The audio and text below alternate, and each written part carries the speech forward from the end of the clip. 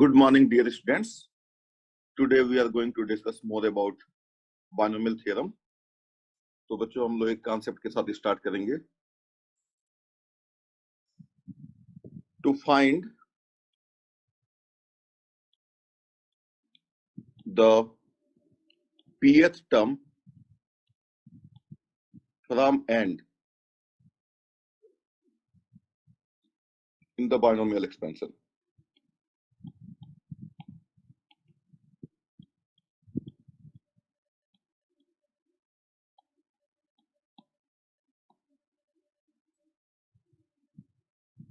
तो जैसा कि हम जानते हैं x plus y to the power n is equal to nc0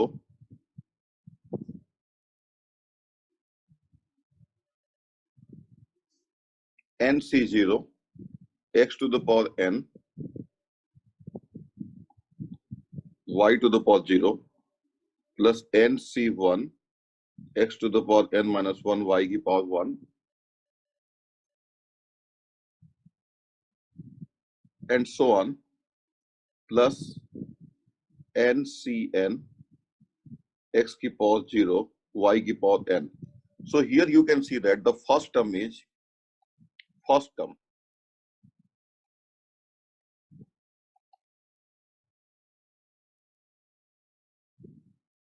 First term is t1 is equal to nc0 x की power n y की power 0.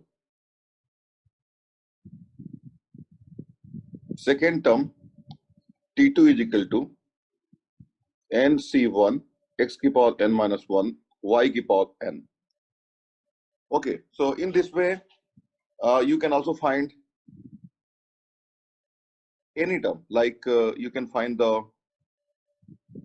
r plus 1th term, that is tr plus 1 is equal to ncr x to the power n minus r y to the power r, and the n plus 1th term, that is tn plus 1 is equal to ncn x to the power 0 y to the power n. This is the last term also. So there are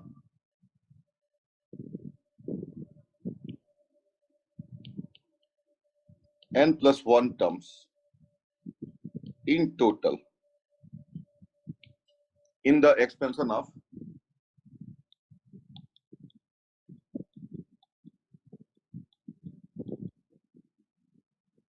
x plus y to the power n. ठीक है बच्चों, इतने term है total. हमको पता क्या करना है? हमको ये पता करना है, अगर आपसे कहा जाए कि what is the first term, so this is the first term. What is the second term? This is the second term. So these terms are the terms from the beginning. We are asked to find the pth term from the end. तो बच्चों थोड़ा सा मैं experiment करूंगा. देखो experiment करना ही सबसे better होता है ये पता करने के लिए कि कैसे हम फार्मूले तक पहुंचेंगे, सही फार्मूले तक पहुंचेंगे. तो देखो जैसे मान लो 1 2 3 4 5 ऑब्जेक्ट्स मान लो किसी रो में, या 6 ऑब्जेक्ट किसी रो में है. मान लो 1 2 3 4 5 6 ऑब्जेक्ट किसी रो में है, और आप चाहते हो इस ऑब्जेक्ट को जो कि लास्ट से तीसरे प्लेस पे है, at third place from end. आपको लेकिन पता है कि बिगिनिंग से, अगर आपको ये पता है कि बिगिनिंग से कोई भी टर्म कैसे, फर्स्ट टर्म कैसे निकाला जाता है, सेकंड टर्म कैसे निकाला जाता है, थर्ड टर्म कैसे निकाला जाता है, फोर्थ टर्म कैसे निकाला जाता है, लेकिन आपसे पूछा जा रहा है कि लास्ट से जो तीसरे प्लेस पे है वो टर्म आपको बताना है. तो जरा एक चीज सोचो, यहाँ पे जो लास्ट से जो तीसरे प्लेस पे है वो बिगिनिंग से चौथे प्लेस पे है, तो कैसे यहां तक पहुंचोगे? तो देखो जरा, ये 6 आपको दिया गया है, 6 में से 3 को सब्ट्रैक्ट कर दो, ठीक है ना, तो आ जाएगा आपको 3 आ जाएगा। अब इसमें 1 ऐड कर दो, 4 आ जाएगा, तो 4th आ गया। आप देखो ऐसे देखो, आप ये छोटा सा एक और एक्सपेरिमेंट इसमें करो। 1 2 3 4 5 6 है ये। तो लास्ट से जो जो पहला ऑब्जेक्ट है, this is the first object from the last, वो बिगिनिंग से 6th प्लेस पे है। तो टोटल इसमें कितने टर्म्स हैं? टोटल टर्म्स 6 है। तो जो लास्ट से पहले पोजीशन पे हो, बिगिनिंग से 6 प्लेसेस पे है। तो कैसे पहुंचोगे? तो 6 माइनस 1 प्लस 1, दैट इज 6 आ रहा है। Means first term from end कैसे आ रहा है? फर्स्ट टर्म फ्रॉम एंड आ रहा है, total number of terms minus 1 plus 1, ये करने पे आ रहा है, because this 6 term from beginning. फिर सेकेंड टर्म फ्रॉम एंड कैसे निकलेगा? 6 minus 2 plus 1th term from the beginning. You see, this is the 5th term from beginning. ये हो रहा है। तो यानी कि फॉर्मूला हमारे पास क्या बन गया? फॉर्मूला हमारे पास ये बन गया, pth term from the end is equal to total number of terms. बच्चों कितना है बताओ? Let me know how many total terms are there, just chat करके बताओ।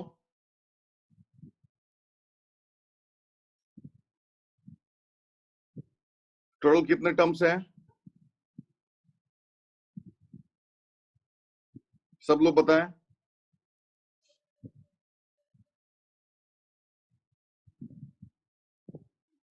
इस बाइनोमियल एक्सपेंशन में टोटल नंबर ऑफ टर्म्स कितने हैं?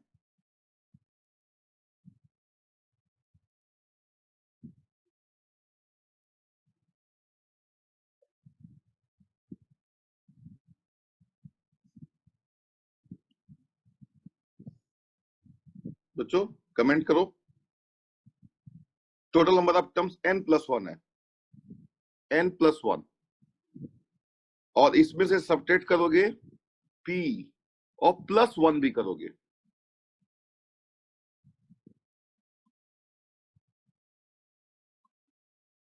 ये लिखोगे आप, beginning, and this is equal to n minus p plus 1 from the beginning.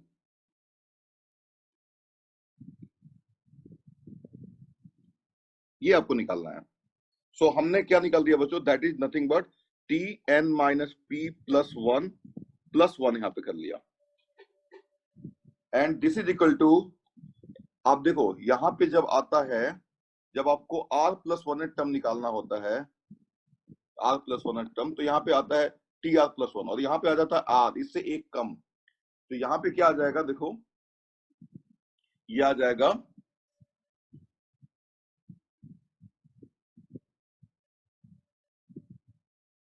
N C N minus P plus 1 X to the power, क्या करते हो? इसमें से इसको घटाते हो आप, पहले वाले में पावर जो आता है, इसकी पावर घटती है, एक्स की पावर घटती है, वाई की पावर बढ़ती है। So n minus P plus 1 into Y to the power n minus P plus 1, और ये आ गया आपका, this is nothing but N C. अच्छा एक काम करो, थोड़ा सा यहाँ पे एक काम करो, अभी मैं बताता हूँ। N C N minus P plus 1 X to the power, N से एन कैंसिल हो गया, P minus 1 Y to the power N minus P plus 1, और थोड़ा सा आप इसमें चेंज करो, एक स्लाइड चेंज करो। आपको पता है this can be also written as N C P minus 1 X to the power P minus 1 into Y to the power N minus P plus one, और इसको थोड़ा चेंज कर सकते हो एन सी पी माइनस। अच्छा, ये कैसे हम यहां तक पहुंचे? बिकॉज सिंस आपको पता है कि एन सी आर क्या होता है, N C N minus R के इक्वल होता है, जैसे आप अब जानते हो, ये बात आपको पता है। 10c4 क्या होता है? 10c4 जो होता है जो 10 factorial upon 4 factorial into 6 factorial, ठीक है ना। एंड 10c6 क्या होता है? 10c6 अगर निकालोगे तो यही आएगा, तो 10c4 10c6 के इक्वल होता है। तो यहाँ पे देखो, यहाँ पे N C N minus P plus one is equal to N C P minus one. इसमें से इसको घटा दो, N minus P plus one घटा दो, तो एन से एन कैंसिल हो गया, पी माइनस वन हो जाएगा, ये इसके इक्वल हो जाएगा। और फाइनली देखो क्या हो रहा है, इसको मैं लिख लेता हूं ऐसे, N C P minus one Y to the power N minus P plus one into X to the power P minus one. और थोड़ा बच्चों सोचो ये है क्या? This is the P pth term from the beginning in y plus x to the power n. This is so interesting. यानी कि अगर आपसे कहा जाता है कि आप pth term from the end पता करो, तो आप निकाल लोगे। अभी मैंने आपको ट्रिक बताया था उसका यूज करके, लेकिन आपके पास एक और ट्रिक आ गया, और वो ट्रिक क्या आ गया कि x plus Y to the power n में अगर आपको लास्ट से pth टर्म निकालना है तो आप x और y को आपस में एक्सचेंज कर लो, y plus X to the power n कर दो, और सिंपली इस वाले नए वाले जो एक्सप्रेशन है उसमें आप pth term from the beginning निकाल दो, तो आपका आंसर वही आएगा। जैसे कि मैं एक न्यूमेरिकल क्वेश्चन करके आपको दिखा देता हूं, देखो, let us do a numerical question.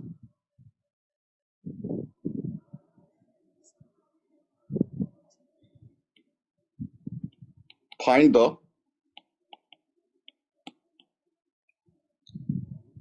fourth term from the end in the expansion of, और चलो मैंने लिख लिया x plus 2y to the power, चलो 5 लिख लिया। थोड़ा सा सिंपल ही रखते हैं, जैसे कि कंपटीशन पे ज्यादा फोकस हमारा ना रहे, क्योंकि कंपटीशन तो आप कर ही लोगे, ठीक है ना। ये निकालना है। तो देखो टोटल टर्म्स कितने होंगे इसमें, total terms 6। Fourth term from the end is equal to, अभी फॉर्मूला हमने बनाया था 6 माइनस 4 प्लस 1th टर्म। तो मैं आपको बताता हूं, दो तरीके से बताता हूं। फर्स्ट सॉल्यूशन, इसको आप बोल सकते हो first solution.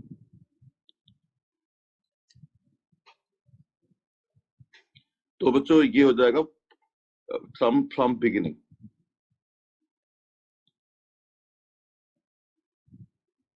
And this is equal to 6 minus 4 2 plus 1 third term from the beginning.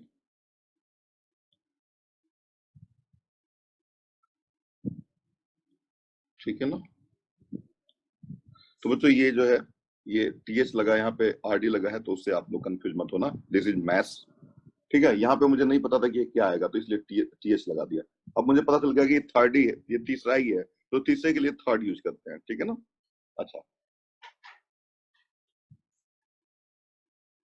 तो बच्चों ये आ गया T3 आ गया।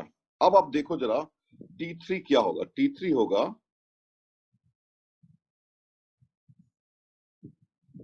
5C2, यहाँ पे 3 होता है तो यहाँ पे 2 होता है, x to the power 5 minus 2 2y to the power 2, ये आ जाएगा।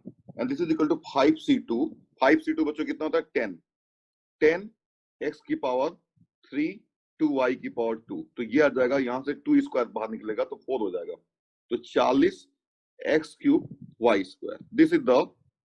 This is the you can say desired term, that is the you can say fourth term from the end. Second solution,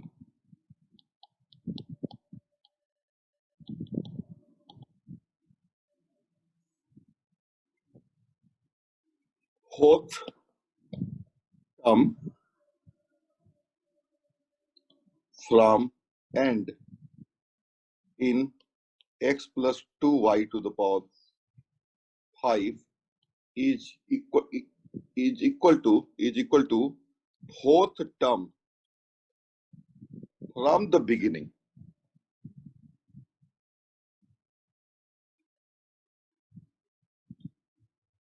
in 2y plus x. इसको exchange कर लो. And now you see this is nothing but fourth term from the beginning is nothing but 5c3 2y to the power 5 minus 3, 2 into x की power 3, and 5c3 बच्चों is nothing but 5c3 is nothing but 5c2, and that is 10 into 4y square into x cube, and this is nothing but 40 x cube y square, and you can match these two. ये दोनों एक ही हैं. बोलो समझ में आ गया? Let me know. बच्चों reply करते रहो साथ साथ में. Did you understand this? Just let me know.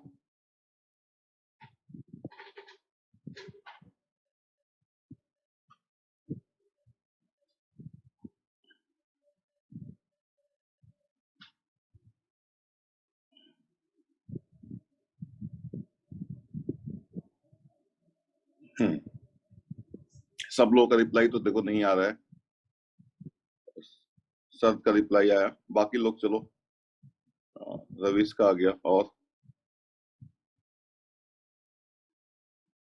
चलो ठीक है, बाकी लोग भी रिप्लाई करेंगे. अब बच्चों गुड, थोड़े बेसिक प्रॉब्लम में डिस्कस कर रहा हूँ. ये बेसिक कैटेगरी में ही आएगा, लेकिन ये जरूरी है जानना. गुड.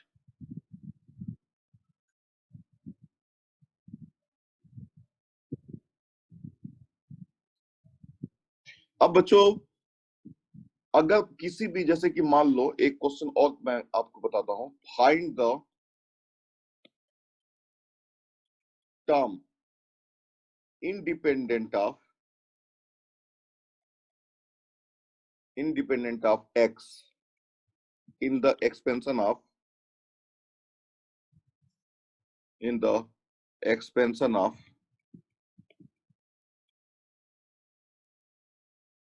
x की पावर 1/3 प्लस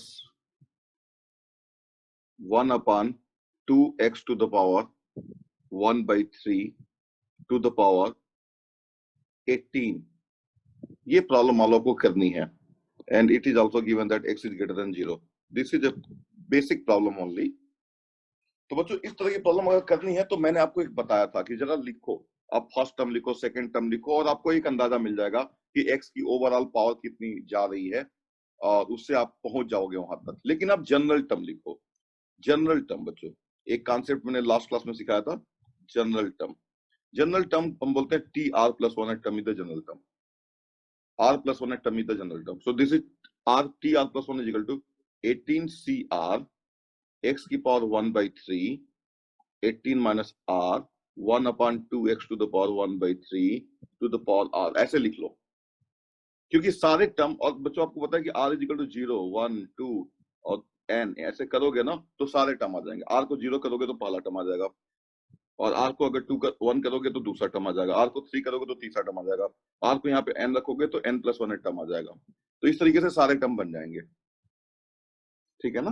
तो ये जनरल टर्म है. अब इस जनरल टर्म में थोड़ा सा देखो, this is 18 CR x to the power 6 minus r/3 और 1 upon 2 to the power r x to the power r/3 ये आ जाएगा.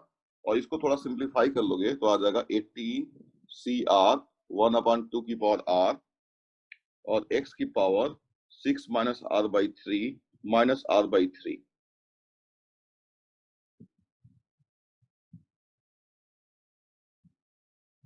ठीक है ना, ये आपका फाइनली ये आ जाएगा। और इसको और थोड़ा सिंप्लीफाई करोगे तो ये आ जाएगा 1/2 की power R X to the power 6 minus 2r/3। और अगर कोई भी टर्म अगर इंडिपेंडेंट ऑफ एक्स अगर होना है तो उसमें एक्स की पावर क्या आनी चाहिए, एक्स की पावर 0 आनी चाहिए। So for term independent of x, 6 minus 2r/3 should be equal to 0, and this implies r is equal to 9.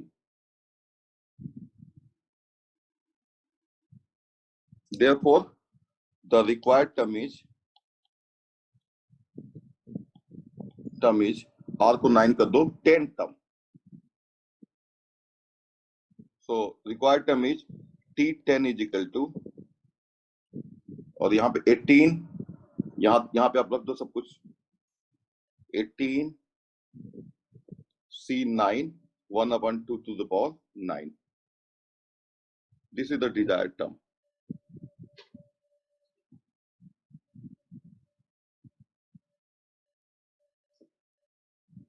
ठीक है बच्चों।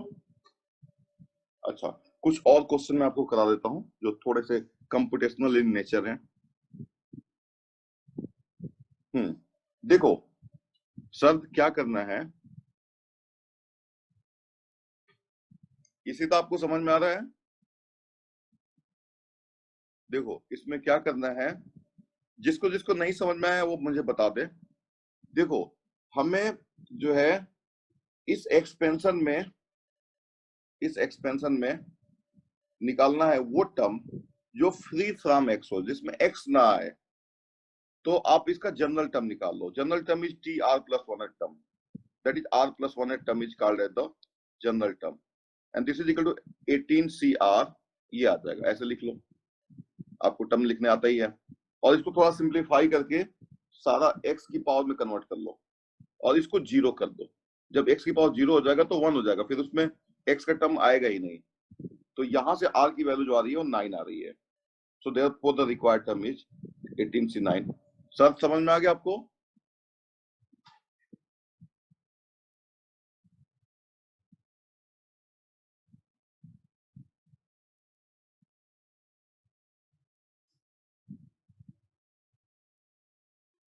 Okay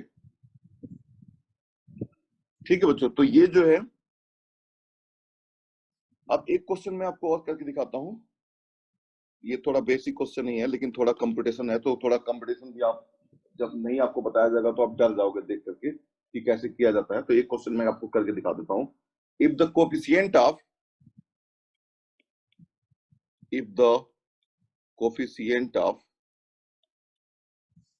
if the coefficient of a to the power r minus 1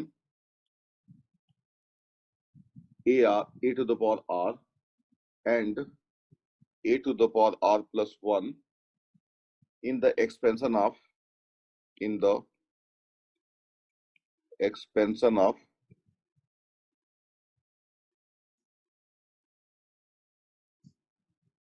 1 plus a to the power n r in AP, prove that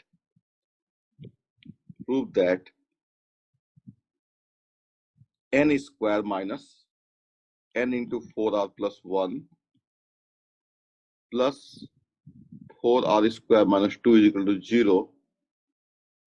Okay, this you have to prove. So solution.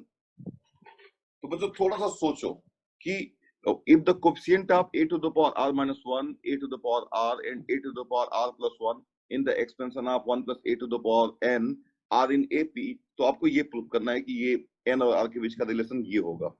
तो आप थोड़ा सा सोचो, आप जब निकालते हो r plus 1 टर्म निकालते हो,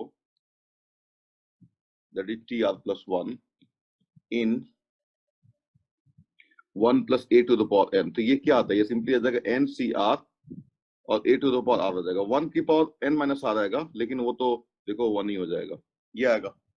तो a to the power r का कोएफिशिएंट क्या आ रहा है, n c r आ रहा है। तो यहां से क्या आ जाएगा, यहां से आपको ये सीखने को मिल रहा है coefficient of a to the power r minus 1 क्या आएगा, NCR minus 1. Coefficient of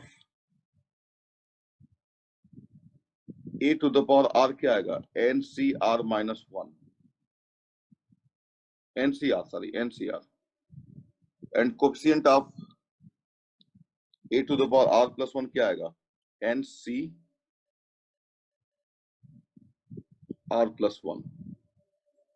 क्योंकि आप देख रहे हो कि यहाँ पे A to the power R का कोएफिशिएंट है NCR, तो सीधा सीधा यही कॉन्सेप्ट होगा कि आपको अगर A to the power R minus 1 का कोएफिशिएंट निकालना है तो NCR minus 1, और A to the power R का कोएफिशिएंट निकालना है तो NCR, A to the power R plus 1 का निकालना है तो NCR plus 1, इस तरीके से निकालना है। अब कहा जा रहा है कि ये जो है AP में, AP का मतलब आप जानते हो कि अगर ये तीनों AP में है तो इन दोनों का सम अगर मान लो अगर 3 नंबर अगर मान लो AP में है, UVW अगर AP में है तो U प्लस W क्या होता है? 2V होता है। ये AP की कंडीशन होती है। तो आप यही लगाओ, so NCR minus 1 plus NCR plus 1 is equal to 2 into NCR, ये आ जाएगा। और इसको आप सिंपली एक्सपेंड कर लो, factorial n upon r minus 1 factorial और n minus r plus 1 factorial plus factorial n upon r plus 1 factorial n minus r minus 1 factorial is equal to 2 into factorial n upon r factorial n minus r factorial, और ये सारा cancel हो जाएगा। देख लो, ये सीख लो बच्चों, ये सब क्वेश्चन में जो है ये सब मैं इसलिए आपको बता रहा हूँ क्योंकि अचानक से आप कोई क्वेश्चन देखोगे तो आप परेशान हो जाओगे कि इसमें इतना सब कंपटीशन कैसे मैनेज करना है। तो देखो मैं आपको इस तरह का एक क्वेश्चन करके दिखा देता हूँ, थोड़ा जो बेसिक इन नेचर है। इसमें है कंपटीशन ही और कुछ नहीं है ज्यादा कुछ। अच्छा, ये यहाँ तक हम पहुंच गए तो इसको लिख लो 1 upon r minus 1 factorial n minus r plus 1 factorial plus 1 upon r plus 1 factorial into n minus r minus 1 factorial is equal to 2 upon factorial r n minus r factorial. अब जरा देखो कि यहाँ पे बच्चों है r प्लस 1 फैक्टोरियल, यहाँ पे r माइनस 1 फैक्टोरियल है और यहाँ पे फैक्टोरियल r है। इनमें सबसे छोटा कौन सा है? देखो r प्लस 1 r और r माइनस 1 में सबसे छोटा कौन सा है? r माइनस 1 है। तो आप क्या करो, इसकी जगह पे लिख दो, इसकी जगह पे लिख दो। देखो इसकी जगह आपको पता है कि अगर 10 फैक्टोरियल है तो आप उसको लिख सकते हो 10 इंटू 9 फैक्टोरियल, या आप इसको लिख सकते हो 10 इंटू 9 इंटू 8 फैक्टोरियल भी लिख सकते हो, ऐसे लिख सकते हो ना। तो यही काम मैं यहाँ पे करने जा रहा हूँ। इसको मैं लिखूंगा और यहाँ पे ध्यान देना r plus 1 into r minus 1 factorial, इसको लिख लूंगा और इसको मैं लिख लूंगा r into r minus 1 factorial. तो इससे बेनिफिट क्या मिलेगा? ये कैंसिल हो जाएगा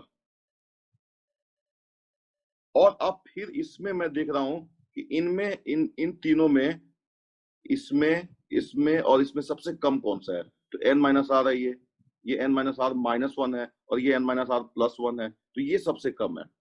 तो चलो अभी अगले स्टेज में उसको हम मैनेज करेंगे। तो अभी तो पहले एक टर्म और आगे बढ़ा लेता हूं, r हम पहुंच जाएंगे 1 upon n minus R plus 1 का factorial plus 1 upon r plus 1 into n minus r minus 1 factorial is equal to 2 upon r into n minus r factorial. अब इसकी जगह पे देखो क्या लिखेंगे हम, इसकी जगह पे हम लिखेंगे जो सबसे छोटा है उसके टर्म्स, इसकी जगह पे हम लिखेंगे n minus r plus 1 into n minus r into n minus r minus 1 factorial, इसकी जगह पे लिख लेंगे। और ये तो यही है, और इसकी जगह पे लिखेंगे n minus r into n minus r minus 1 factorial. तो देखो यहां से भी कैंसिलेशन होगा, ये और ये कैंसिल हो जाएंगे और आपको फाइनली मिल जाएगा 1 upon n minus r plus 1 into n minus r plus 1 upon r into r plus 1 is equal to 2 upon, पहले से ही r है और अब बच जाएगा n माइनस r, ये आ गया। देखो ये सब कंपटीशन हो रहा है ना थोड़ा, इसीलिए मैं आपका कॉन्फिडेंस बढ़ाने के लिए मैं ये क्वेश्चंस कर रहा हूँ। यहां तक हम पहुंच गए। अब इसको सिंप्लीफाई करना है तो एक चीज देखो, या तो यहीं पे हम एलसीएम वगैरह लेकर के ऐड कर सकते हैं और क्रॉस मल्टीप्लाई करके निकाल सकते हैं, लेकिन मैं थोड़ा सा सिंपल करने के लिए एक काम करता हूँ। ये देखो यहाँ पे आर आर प्लस वन है और यहाँ पे भी आर है, तो आप क्या करो, इसको इधर लेकर के आओ, तो इससे थोड़े से फायदे मिलेंगे हमको। और देखो क्या फायदा मिलेगा,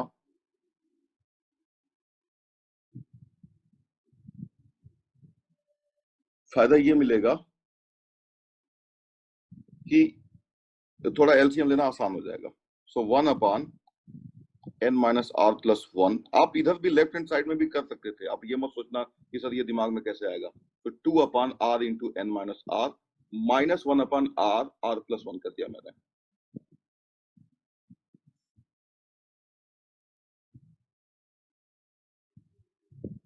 या आप ये भी ले सकते थे, बल्कि यहाँ पे n माइनस आर कॉमन है तो n माइनस आर कॉमन भी ले सकते थे। आप वैसे भी कर सकते हो, तो देखो जो मुझे ज्यादा सिंपल लग रहा है वो ले लेता हूँ, लेकिन आप कुछ भी ले सकते हो, तो ऐसे ले लो। बल्कि 1/r R plus one is equal to 2/r n minus R minus 1/n minus R plus one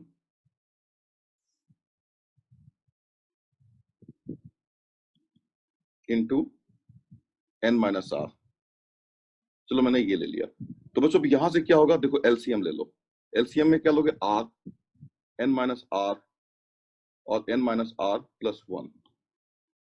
तो ऊपर देखो क्या जाएगा, ऊपर जाएगा यहाँ पे, देखो ये इससे इसको डिवाइड कर दो तो बच जाएगा सिंपली 2n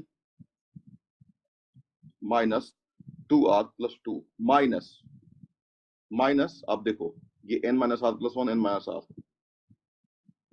तो सिर्फ सिंपली आर बच जाएगा, तो सिंपली आर, और इधर 1/r आर प्लस वन, और देखो ये आर से इस आर ये कैंसिल हो जाएगा। तो थोड़ा मुझे ये आसान लग रहा है, अदरवाइज आप कैसे भी ब्रूट तरीके से भी कर सकते हो। अब यहां से देखो ये आ गया cross multiplication, n minus R into n minus R plus one is equal to R plus one into R plus one, और ये इसमें मल्टीप्लाई होगा इसमें, तो ये है क्या देख लो, ये है 2n minus 3r plus to, ऐसे है।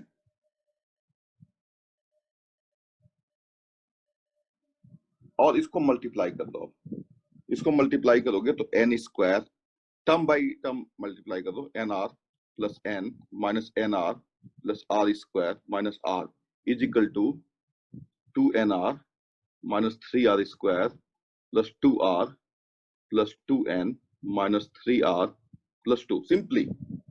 और अब देखो ये यहां तक आ गए, आर एन स्क्वायर, और थोड़ा सा इस पे ध्यान दो, अब माइनस एन आर और इधर 2nr, तो ये सब इधर आएंगे तो आ जाएगा माइनस 4nr आ जाएगा। और फिर थोड़ा एन टर्म वाले पे, एन टर्म पे फोकस करो, तो ये n है यहाँ पे, ठीक है ना, यहाँ पे 2n है, तो इधर आ जाएगा तो माइनस n बन जाएगा।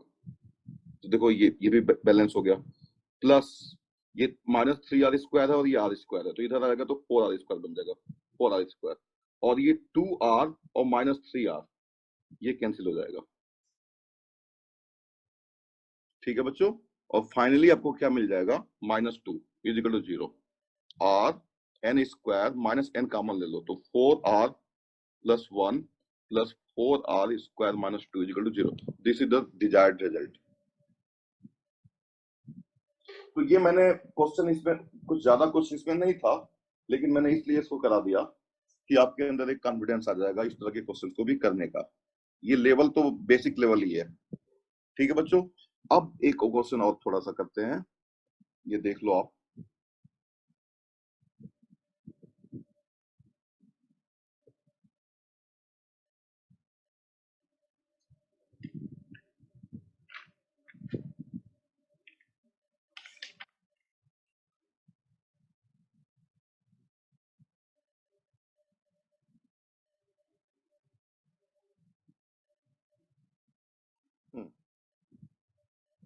अब एक क्वेश्चन हम करेंगे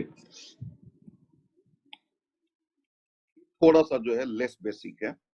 find the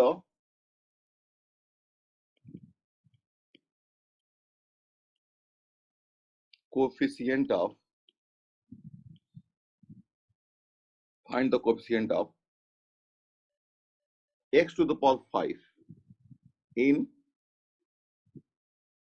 1 plus 2x to the power 6 into 1 minus x की पावर 7।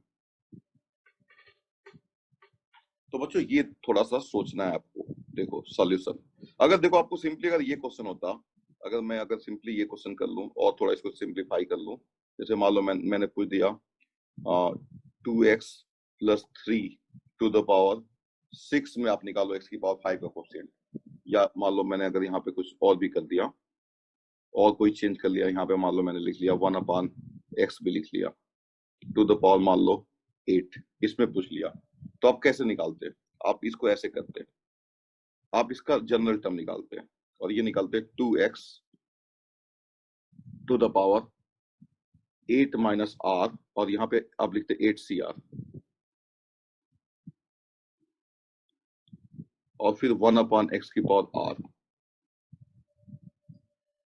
ठीक है ना, और ये आ जाता 8cr 2x to the power 8 minus r और x की पावर माइनस r, और ये आ जाता 8cr 2x की, यहां से आ जाता 2 की power 8 minus r into x की पावर 8 माइनस 2r आ जाता। और फिर इसको आप बच्चों 8 माइनस 2r को आप इक्वल करते 5 की इक्वल करते, क्योंकि आपको x की पावर 5 का चाहिए कोएफिशिएंट, तो यहां से आ जाता, बल्कि यहाँ पे इसको कर लो 6 जिससे कि आ जाए, आंसर भी आ जाए, कई बार वो टर्म होता ही नहीं है। तो 6 टर्म अगर आपको अगर x की पावर 6 का कोएफिशिएंट अगर आपको निकालना है तो इसको 6 के इक्वल करते आप, और यहां से क्या जाता 2 इज इक्वल टू 2r और r इज इक्वल टू 1 आ जाता, ठीक है ना। तो इस तरीके से आपका सेकेंड टर्म ऐसा टर्म होता जिसमें x की पावर 6 आ रही है, ठीक है ना। तो 6 term r is equal to 1 करोगे तो second term is going to be the second term is the desired term from where you will get the coefficient of x की पावर 6, ठीक है ना। लेकिन अगर यही क्वेश्चन जो मैंने अभी आपको बताया था, अगर उस तरह का क्वेश्चन हो जहां पे दो बायनोमियल एक्सपेंशन का प्रोडक्ट हो, तो उसको कैसे मैनेज करना है, इसको आप देखो। जैसे जो अभी हम जो क्वेश्चन कर रहे थे, ये सब बेसिक क्वेश्चन तो आप लोग कर ही चुके होंगे, और ठीक है ना, और कर लेंगे। Find the coefficient of x to the power 5 in, come back to the original question, 1 plus 2x to the power 6 into 1 minus x की पावर 7, ये निकालना है सॉल्यूशन। तो बच्चों ये जो है थोड़ा सा जो है ट्रिकी क्वेश्चन बोला जा सकता है। इसमें 1 प्लस आप क्या करोगे, 1 plus 2x to the power 6 को सिंपली एक्सपेंड करोगे, तो ये क्या आएगा 6c0 2x 6c0 plus 6c1 2x की पावर 1 प्लस 6c2 2x की पावर 2 प्लस 6c3 2x की पावर 3 प्लस 6c4 2x की पावर 4 प्लस 6c5 2x की पावर 5 प्लस 6c6 2x की पावर 6, ऐसे एक्सपेंड कर लोगे, और 1 माइनस x की पावर 7 को भी एक्सपेंड कर लोगे, तो ये क्या आएगा 7c0 minus 7c1x plus 7c2x square minus 7c3x cube plus 7c4 x की पावर 4 माइनस 7c5 x की पावर 5 प्लस 7c6 x की पावर 6 माइनस 7c7 x की पावर 7, ऐसे। अब जरा एक बात बताओ, अब इन दोनों के एक्सपेंशन में, इन दोनों का आपने एक्सपेंशन लिख लिया है, इसका भी लिख लिया और इसका भी लिख लिया, अब इसको मल्टीप्लाई भी करोगे, इन दोनों का एक तरीके से प्रोडक्ट लोगे आप ऐसे, और उसको फिर आपस में मल्टीप्लाई करोगे, so that is a very big task, क्योंकि बहुत सारे टर्म्स आ जाएंगे। लेकिन अब सीधे सीधे आप x की पावर 5 तक जा सकते हो, आपको इतना ज्यादा सोचने की जरूरत नहीं है। देखो कैसे, आप ले लो 6c0, यहाँ पे x की पावर कितना है 0 है, और यहाँ पे ये पहला टर्म ले लिया, और यहाँ पे देखो, यहाँ पे आप चले जाओ, यहाँ पे चले जाओ सीधे, तो कोएफिशिएंट आप बच्चों कोएफिशिएंट ऑफ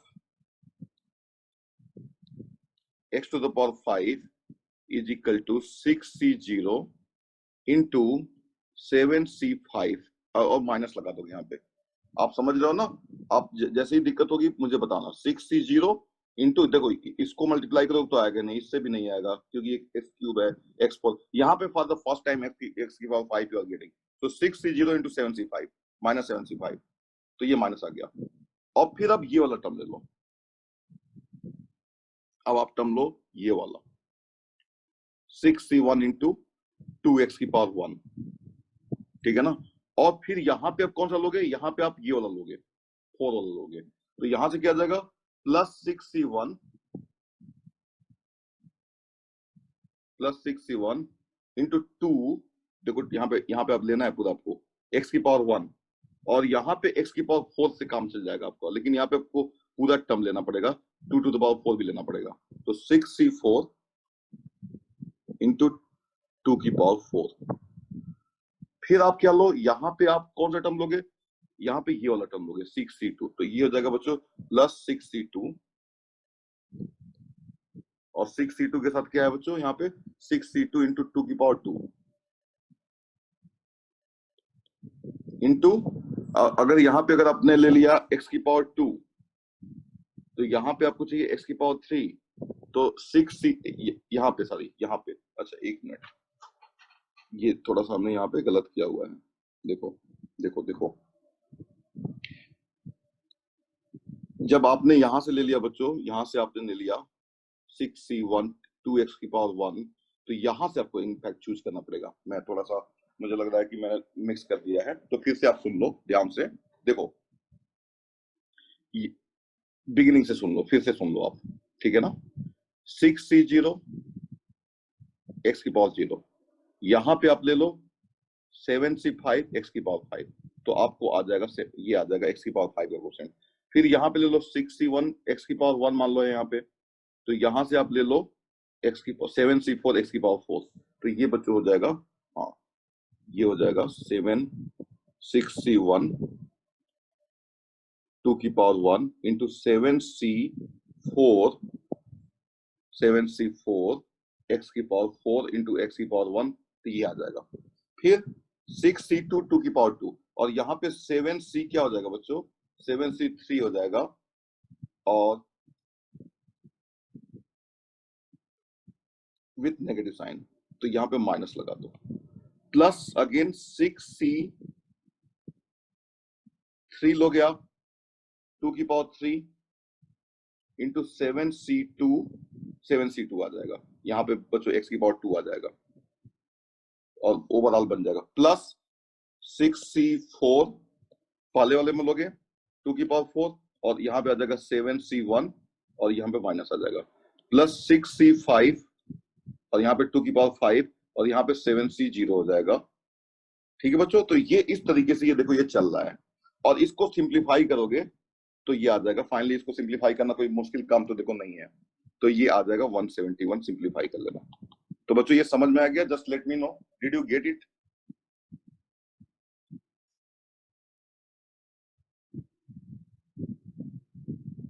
कॉन्सेप्ट समझ में आ गया आपको कैसे निकाला जाता है? सीधे आप x की पावर 5 पे कैसे पहुंचते हो?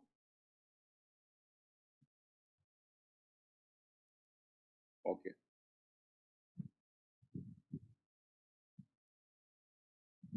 देखो क्या करना है, जैसे कि मान लो आपको, देखो मैं आपको एक छोटा सा दूसरा एग्जांपल करके दिखा देता हूँ। जैसे मान लो 1 plus x square plus x की पावर 4 प्लस एक्स की पावर मान लो 4, एक्स की पावर 3 प्लस एक्स की पावर 4 प्लस मान लो एक्स की पावर 5 है, और यहाँ पे मान लो जो है कुछ है, मान लो 2 plus 3x plus 4x square, ऐसे ऐसे कोई है, और मान लो इसमें आपको कोएफिशिएंट ऑफ x की पावर 5 चाहिए, तो अब क्या करोगे?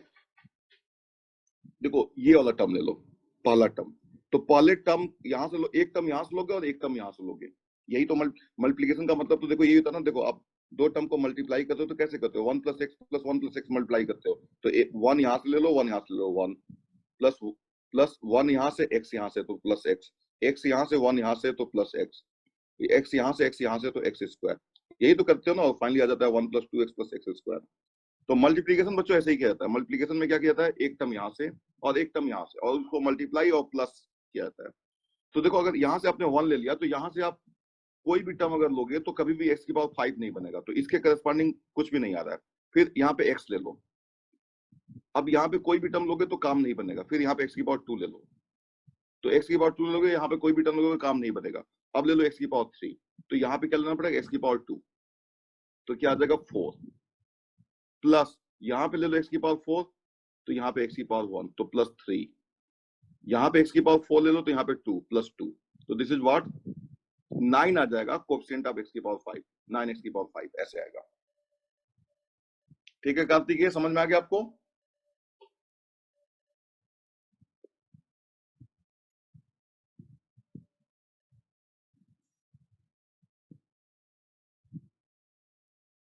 गुड। तो बच्चों ये जो है हमारा जो है, इन दोनों को हमने आपस में ये दोनों को एक्सपेंड करके, और मैंने सीधे x⁵ तक हम पहुंच गए। ये मैंने पहले से ही कंप्लीशन कर लिया था, ठीक है ना, क्लास स्टार्ट होने के पहले ही। तो ये 171 आता है, ठीक है, टू सेव द टाइम। क्योंकि देखो ये सिर्फ कंपटीशन है और कुछ भी नहीं है। 7C5 वगैरह ये सब वैल्यू निकालना तो आप जानते ही हो, तो इस पे मैं ज्यादा टाइम वेस्ट नहीं करना चाह रहा था।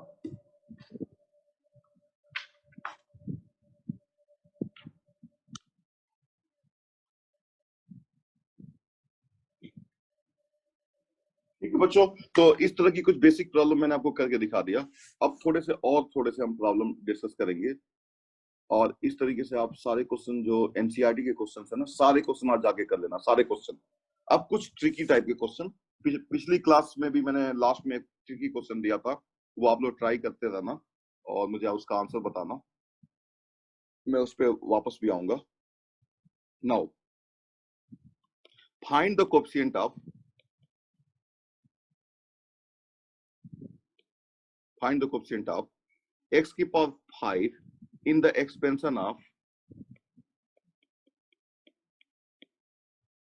कई बार देखो इस तरह से क्वेश्चन दिया जाता है और आप सोचो कैसे इसको सॉल्व करोगे। 1 + 2x + x² to the power 10। तो बच्चों मैं आपको बताऊंगा मल्टीनोमियल थ्योरम। अभी तो देखो हम बाइनोमियल थ्योरम की बात कर रहे हैं, x + y to the power n, इसमें दो टर्म है। मैं आपको बताऊंगा x + y + z to the power n भी, इसको बोलते हैं मल्टीनोमियल थ्योरम। इसको कैसे डील करते हैं, so I will come to such problems. But अभी तो हमारा एम क्या है कि हम बाइनोमियल थ्योरम का यूज करके ही क्वेश्चन को कर लें। तो देखो फर्स्ट सॉल्यूशन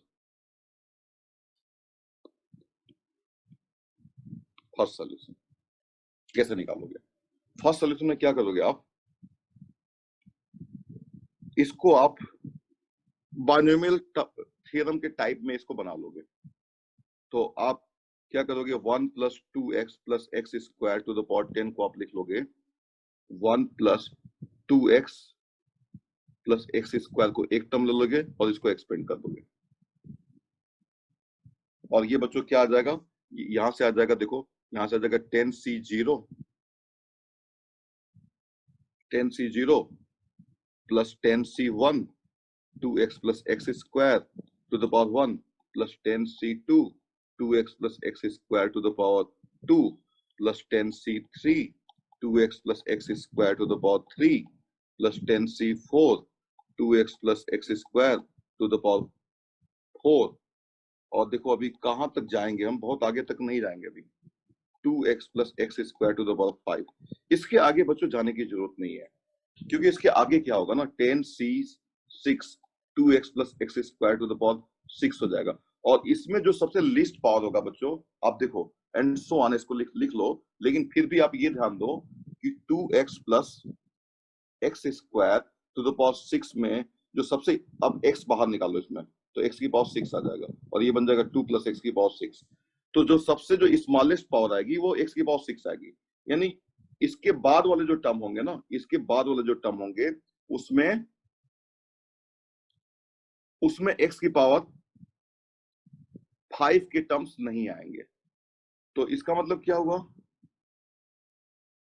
कि आपके जो x की पावर 5 के जो टर्म्स आने हैं वो यहीं से आने हैं।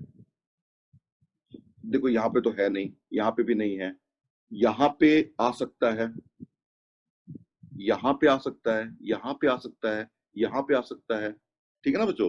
तो इनमें सब में अलग अलग आप निकाल लोगे। बहुत फिर से इस पे बाइनोमियल थ्योरम लगा देना, फिर से इस पे लगा देना, फिर से इस पे लगा देना, और सभी को ऐड कर लेना। तो ये तो हो गया फर्स्ट मेथड, आप लोग इसको खुद से कर लेना। Second solution,